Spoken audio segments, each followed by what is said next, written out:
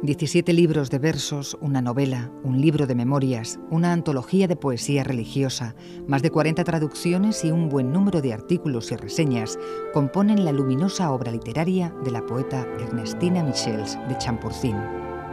Para muchos, una figura desconocida de nuestras letras. Para otros, los más allegados a su creación lírica, la mujer que Gerardo Diego incluyese entre los poetas adscritos a la generación del 27 y que desde temprana edad descollase por su poso intelectual.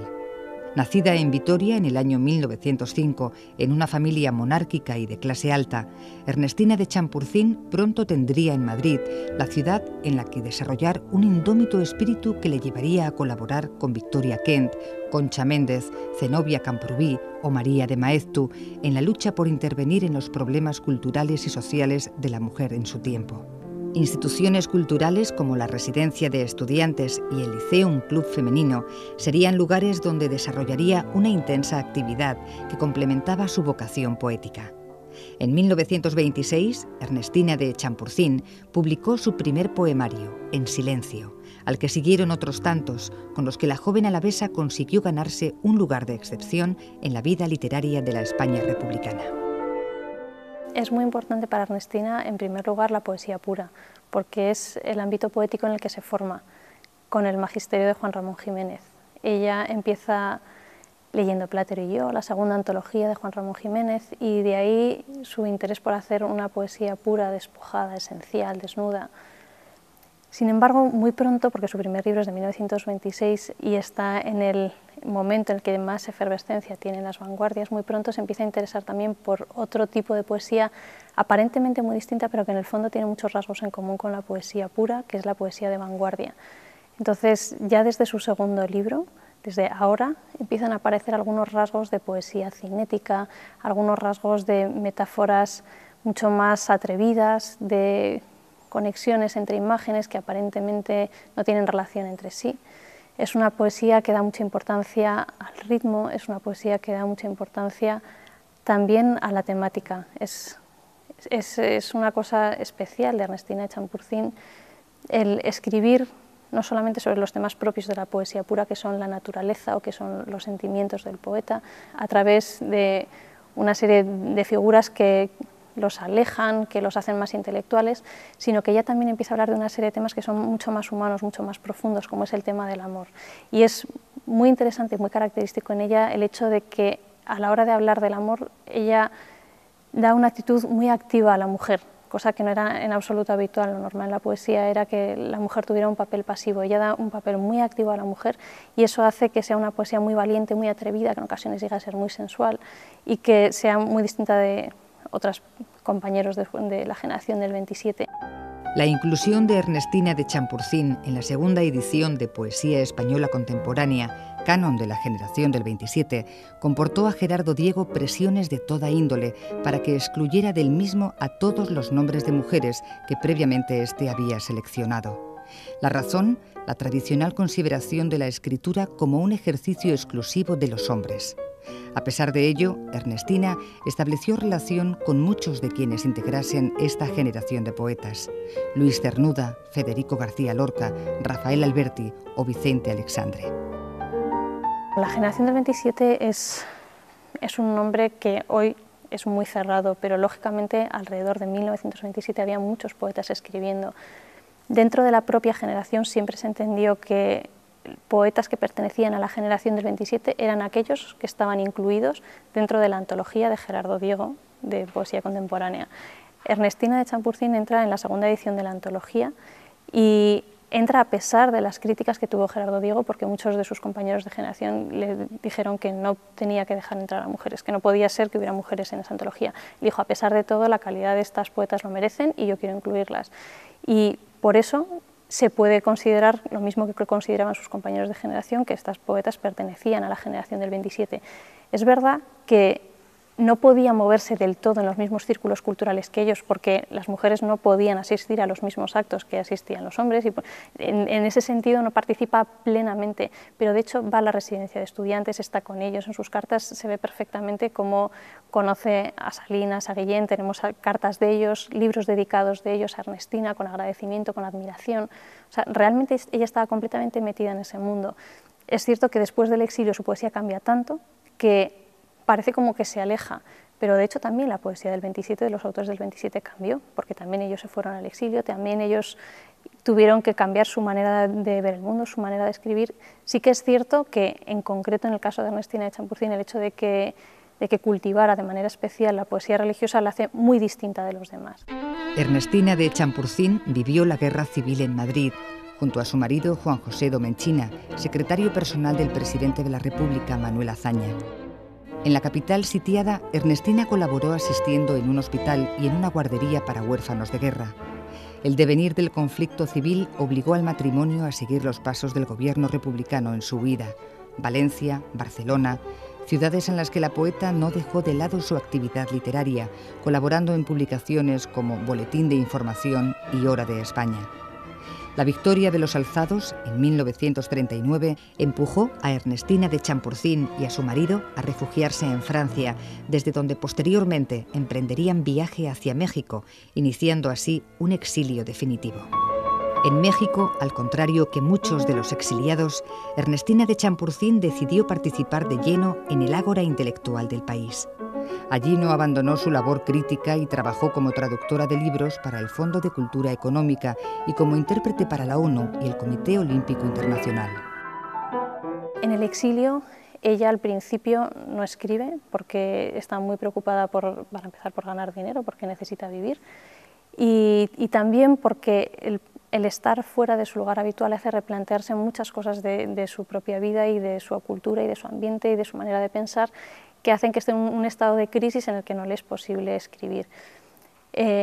Los primeros años, como digo, ni publica ni escribe, pero hacia finales de los años 40, principios de los años 50, empieza a ir poniendo todas estas cosas en su sitio, y ahí tiene un papel importantísimo como su nueva conciencia de la relación del hombre con Dios, en su caso de ella misma, ¿no? de su relación propia con Dios.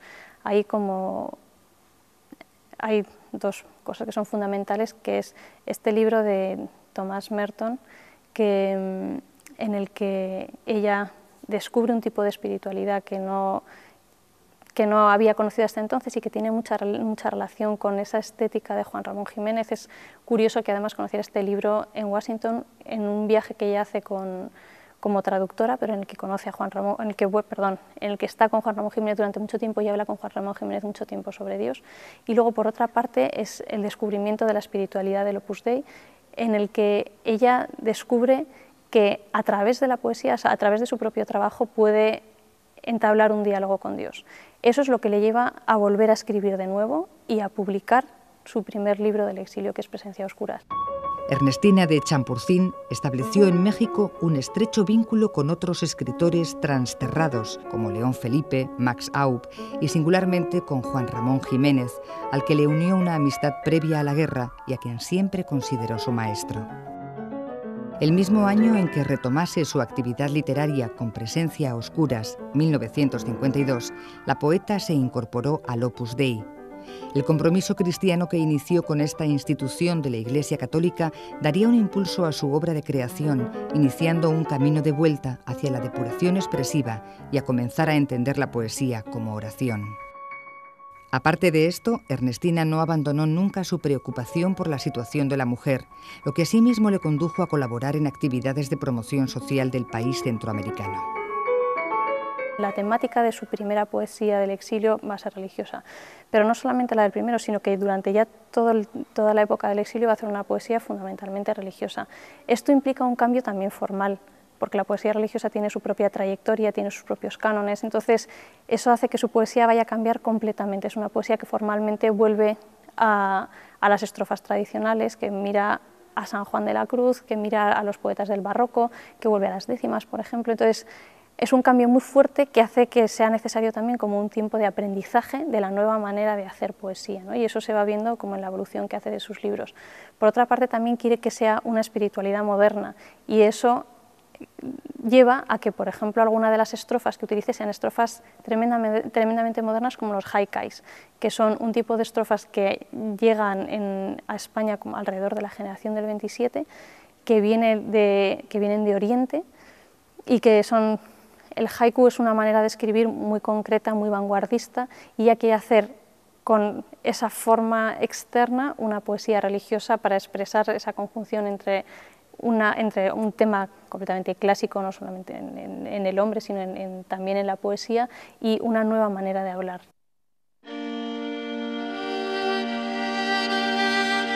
Mis ojos en el viento. ¿Qué mirarán mis ojos ya sueltos en el aire? Sujeto va el espacio entre mis dos pupilas. Yo, límite desnudo, he de ceñirlo todo hasta dejarlo inmóvil en el eterno cáliz de la perfecta rosa.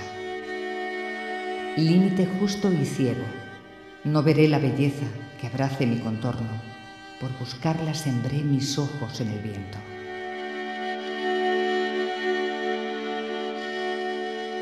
La personalidad de Ernestina y hasta su carácter pues era realmente, vamos, por las personas que la han conocido y la han tratado, pues bueno, una personalidad muy rica, un carácter muy fuerte, muy independiente, y eso también se nota en que quizás Ernestina lo que hace es romper un poco clichés o tópicos que a lo mejor tenemos cada uno de nosotros, y, bueno, y a veces los propios historiadores, no hay que irse muy lejos, tenemos metidos en la cabeza, ¿no?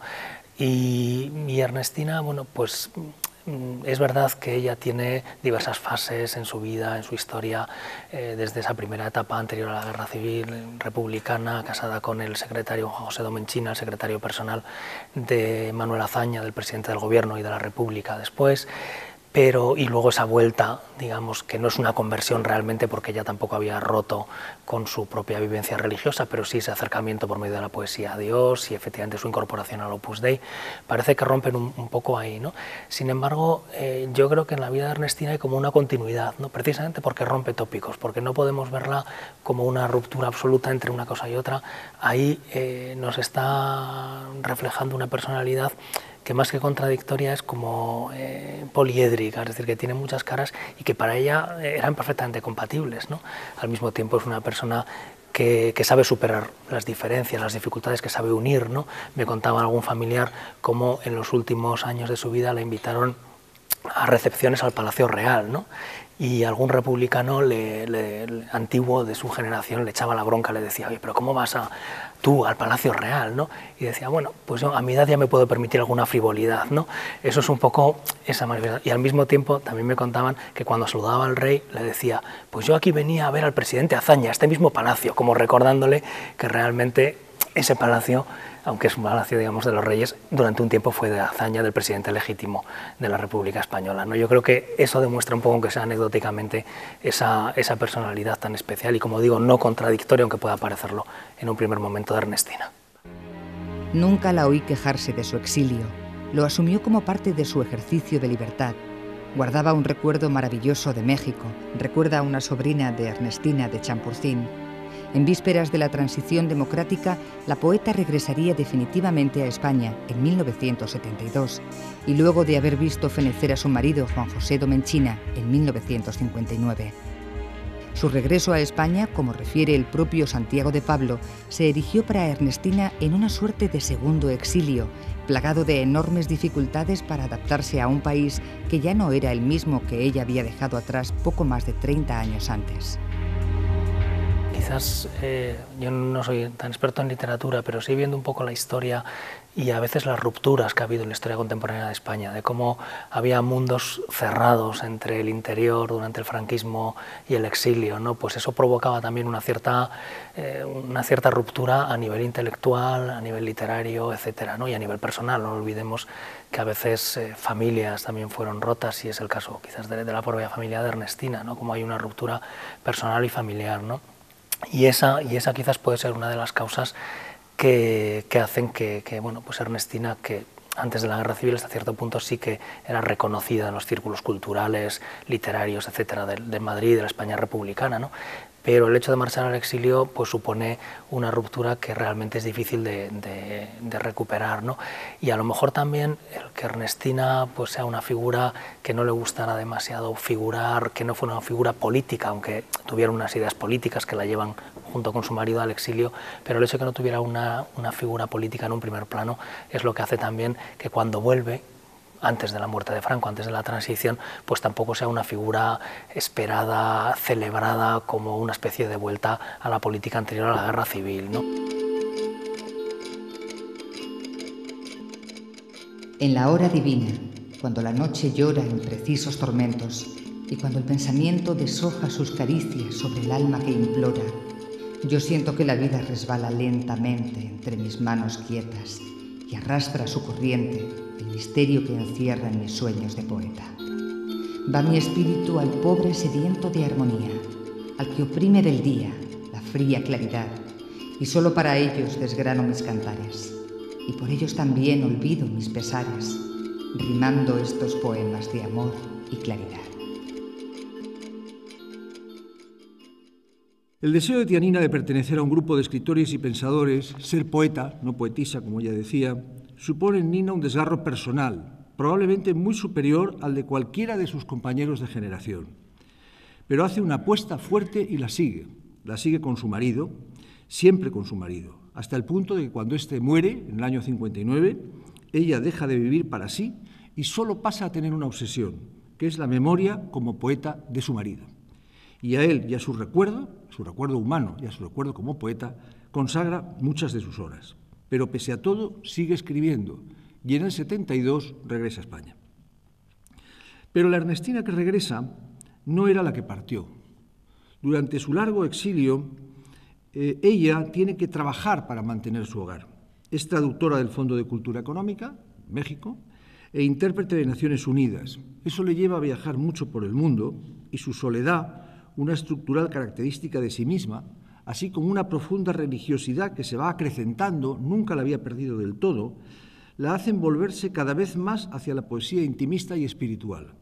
Y así pudo resumir sus valores vitales: Dios, el amor y la poesía. Quizás se equivocó el lugar y el momento de volver. Yo he escrito en alguna ocasión que su vuelta a España en el 72 fue voluntaria, pero probablemente en términos, digamos, de estrategia mediática, probablemente fue prematura. Yo creo que si hubiera regresado tras la transición, envuelta en el aura de la izquierda, en lugar de hacerlo unos años antes y recubierta del manto de lo espiritual y de lo religioso, probablemente Tianina, Ernestina Champurcín, hubiera sido una poeta más celebrada y elogiada por unos y por otros.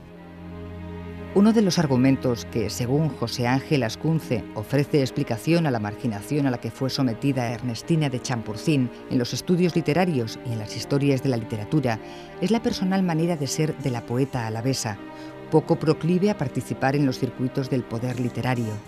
Afirma Ascunce que Ernestina fue una escritora que nunca medró por aparecer en las fotos oficiales o en las antologías tradicionales.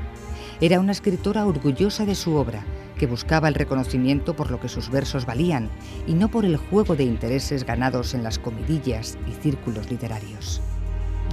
Durante la época de la posguerra, precisamente por haber hecho un tipo de poesía religiosa, en España podía haber sido una persona conocida y reconocida. Sin embargo, su opción política de marcharse al exilio y de hecho de permanecer allí y no querer volver, también el hecho de que a ella se le permitía volver a España, pero Juan José Domenchina intentó varias veces volver a España y no se le permitió, con lo cual ella tampoco estaba, ¿no?, dispuesta, o sea, a hacer ninguna concesión al régimen, ¿no? Ella estaba en el exilio, claramente estaba en contra del régimen que había entonces en España y con lo cual la crítica oficial tampoco hizo ningún caso de ella.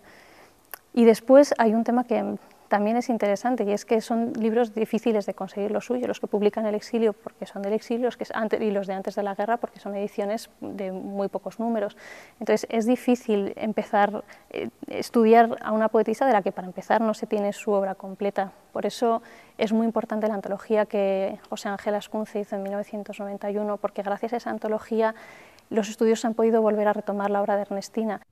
En la actualidad, al socaire del centenario del nacimiento de Ernestina de Champurcín y de los numerosos eventos celebrados en memoria de la poeta, asistimos a un renovado interés por su obra y su persona. Ello ha sido debido, entre otras muchas razones, a la edición de sus obras completas, que ha propiciado la posibilidad de acceder a muchos de sus poemarios menos visibles, el interés despertado en un importante número de antologías y los múltiples y varios estudios monográficos dedicados al nombre y la poesía de Ernestina de Champurcín. Era un bello silencio, un silencio divino, vibrante de pensares, tremante de emoción, un silencio muy grave, de sentir peregrino, un silencio muy quedo, con dejo de oración. Era un silencio triste, un silencio lloroso, un silencio muy puro de candor virginal, un silencio sereno, vagamente amoroso, que la bruma envolvía en su tenue cendal.